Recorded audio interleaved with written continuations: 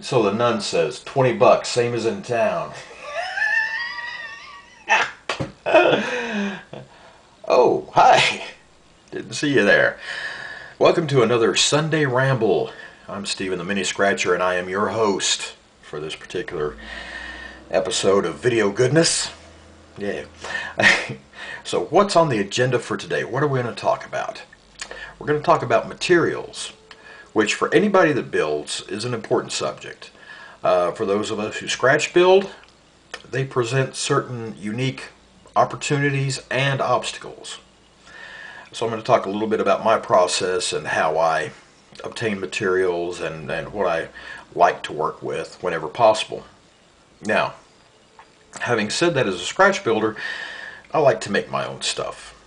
Now, that doesn't mean that I think that buying materials from companies like Woodland Scenics and other companies like that, the big names in the business, there's nothing wrong with that. I encourage that, as a matter of fact. For a lot of people, it's just a matter of convenience. It's a lot easier to buy pre-made stuff than it is to actually build it yourself. And, I've had to do that myself, actually, because I'm no good at building human figures. I've got the material to do it, I just don't quite have the talent yet. I'm working on it. Though.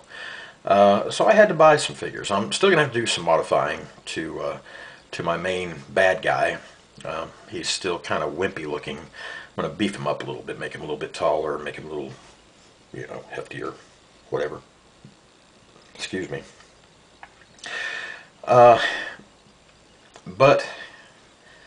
me, there's two reasons, actually three reasons that I build things from scratch. Number one, it's cost effective.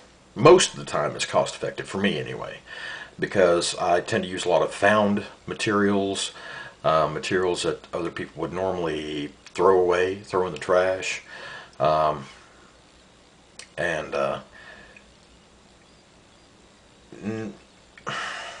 I lost my train of thought completely now. Thanks, appreciate that. You're a lot of help, aren't you? I'm just busting your chops. Uh, yeah, okay. The cost effectiveness. That's where I was at. It's very cost effective most of the time to build your own stuff. Not always, but for the most part, yeah, it's cost effective. And if you're anything like me, I'm not on a shoestring budget. I'm more of a dental floss budget kind of guy. Seriously.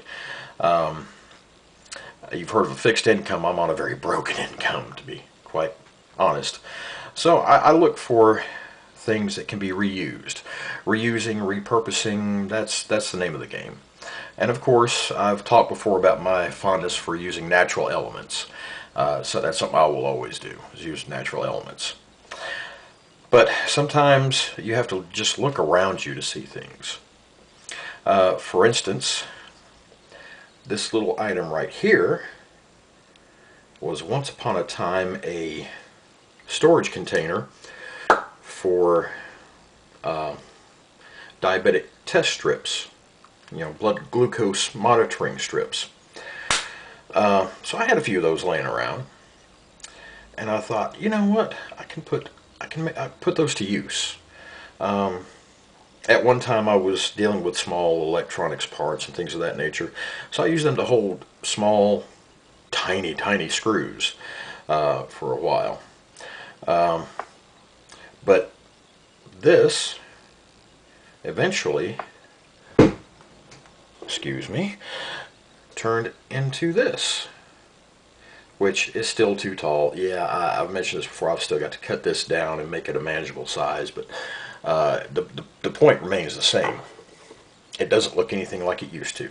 And all it took was a little trimming here, a little painting there, and boom, there you go. Now something else, and this is where the point is using your imagination, letting your imagination run wild. Not only thinking outside the box, but thinking inside the box, around the box, above the box, below the box. Think about the box itself when searching for materials to scratch build with. Another use for the little container. What? Not ringing any bells yet? Okay, well, let's give a little bit of context to it then, shall we? How about now? You may have these in your neighborhood. I can almost guarantee you that you have some form of this in your neighborhood. It's called a pole-mounted single-phase transformer used to distribute electricity to residential buildings and so forth. Yeah, I mean, I got some detail work to do on it to add some of the conductors and of course the wiring and whatnot. And it's not a test strip container anymore. It's a transformer. Not a robot in disguise, but just simply an electrical transformer. Single phase, pole mounted, one each. Ooh, my military was showing there for a minute. Sorry about that. Pardon me, I must have a sip. But yeah, it's things like that. You have to have a little bit of an imagination anyway when you're building, but especially when you're scratch building, you've got to, like I said, think outside the box. And you've got to see the potential in a lot of different things around you. Natural materials, disposable materials, things of that nature. And I think you begin to learn to train your mind to look at different things and say, you know, that looks like it could be this. Or I could use that to represent this over here, you know. And if you've got a fairly decent imagination, which I don't have any talents per se, so imagination is the best thing I have, really. So you use your imagination, you stretch it, and it's like a muscle. It's like anything you do with your brain. If you don't use it, you lose it, number one. And number two, when you use it, you strengthen it. And you can begin to see a lot of different things in a different light. There was something else I was going to mention. We're talking about materials, right? Sure we are. And of course, I've already done the whole routine about the natural elements, so we've been down that particular road. And just seeing the potential in different things around you. You know, just for example, like these test strip containers, you know, that just kind of came out of nowhere.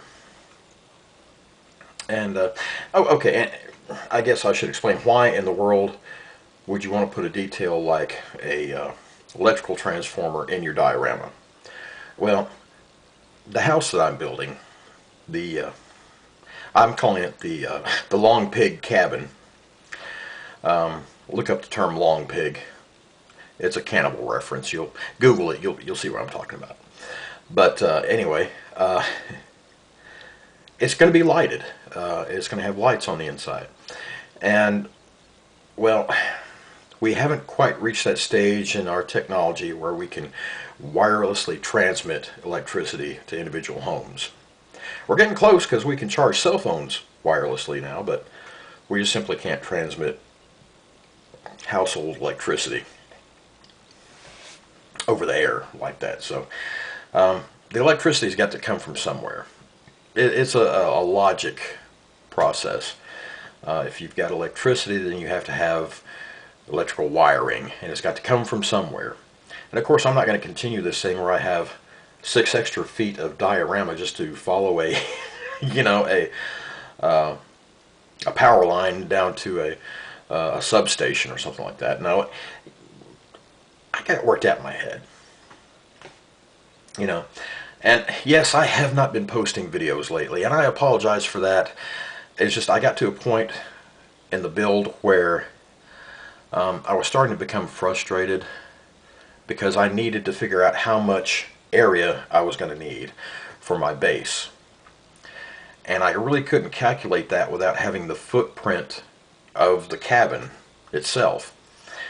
And since I'm an idiot and I don't commit anything to paper, everything that's part of this build has come from up in here. There's been no notes. There's been the only thing committed to paper is a list of you know, paints that I needed and glue and things of that nature.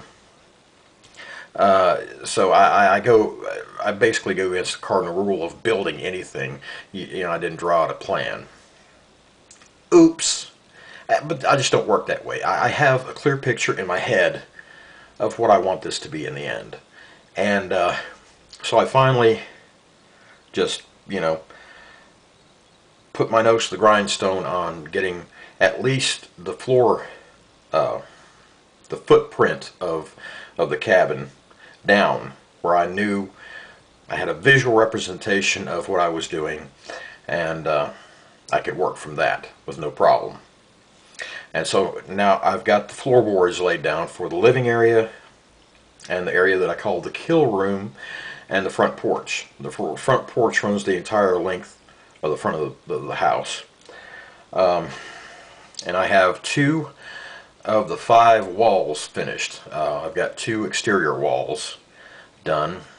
I just have 2 more exterior walls and 1 interior wall. And on the interior walls for the kill room, butcher shop, whatever you want to call it, for that area, pardon my reach here, it's going to be brick. And this is something I'm actually quite proud of. This is using foam board. And of course I got this, the idea on how to do this from the terrain tutor, the almighty Mel, his lordship Sir Mel, and you know, other sources on the YouTubes.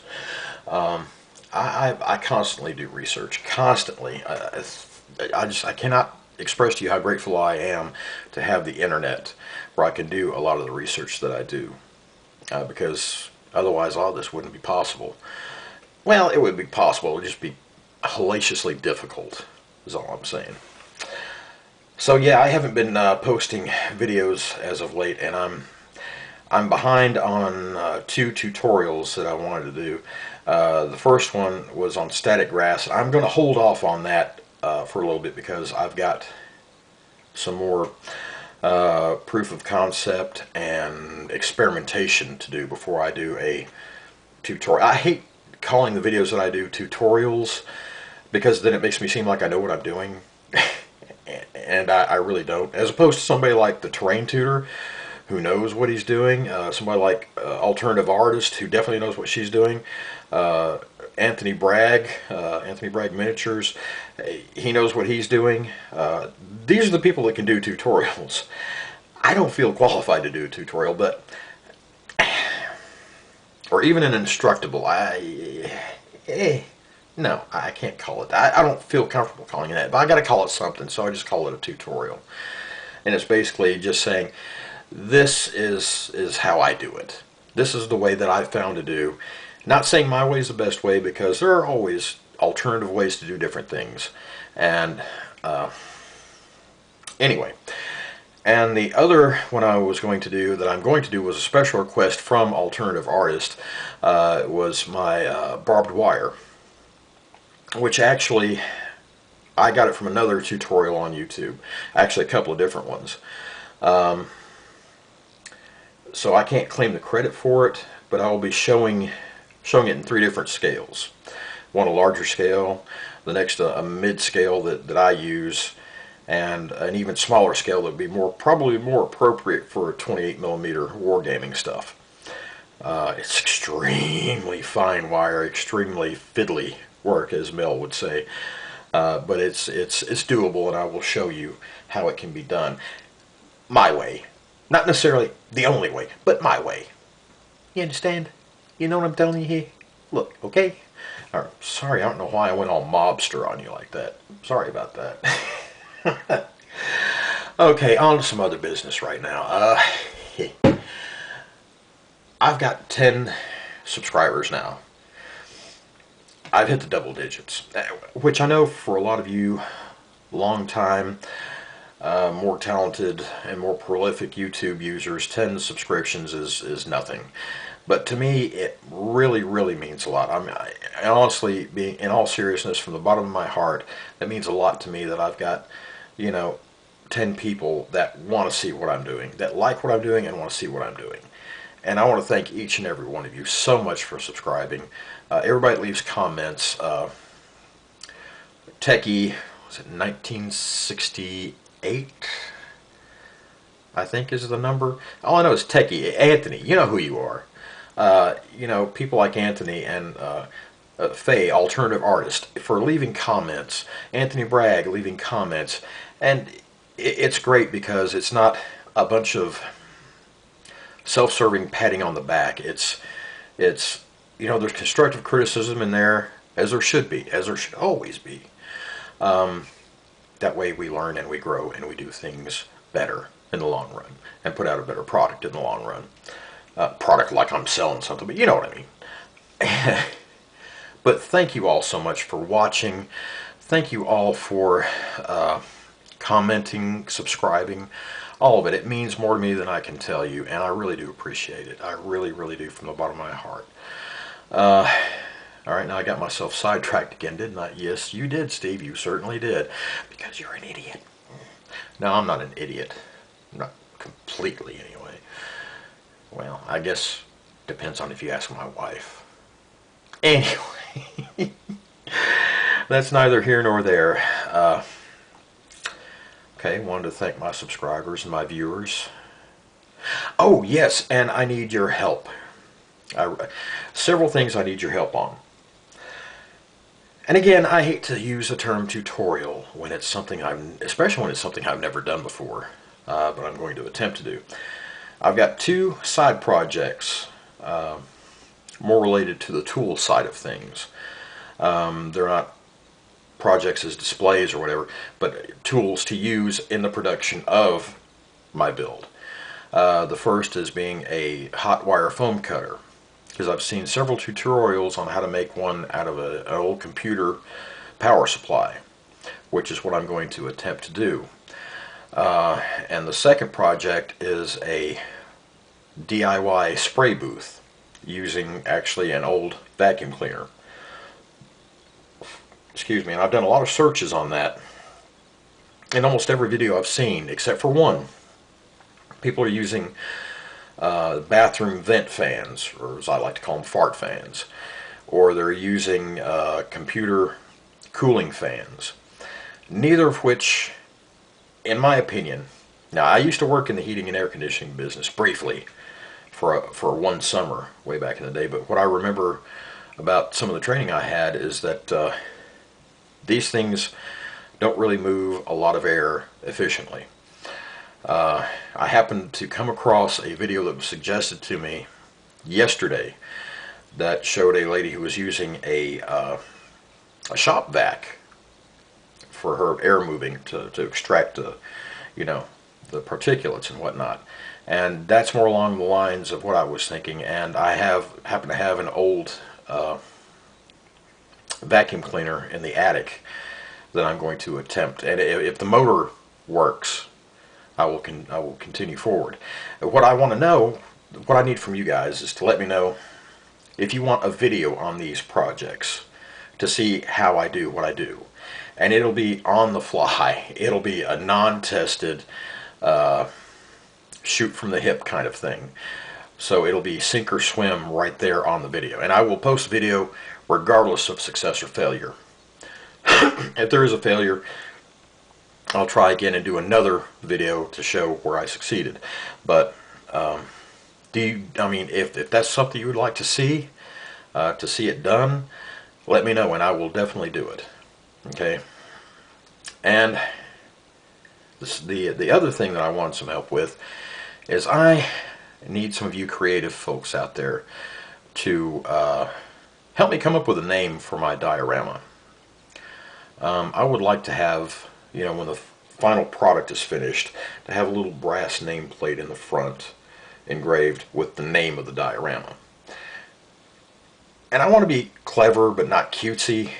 I want something, I don't want to be silly about it, but I want a little, you know, a wink and a nod, basically. So help me out with that. Oh, and one more thing. I have been listening to a lot of creepypastas, or as I call them, scary spaghettis, while I've been working on stuff. And I thought it'd be kind of cool to have, if somebody who has the talent to do such things. I'm kind of a writer, you know what I mean? Not good enough to get paid, kind of writer. But if somebody could write a creepypasta to go along with the project, and of course I wouldn't ask you to do that until you've seen the completed thing, because right now all of that's up here, which is a dangerous place to be, let me tell you. Anyway, yeah, and let me know what you think about that idea.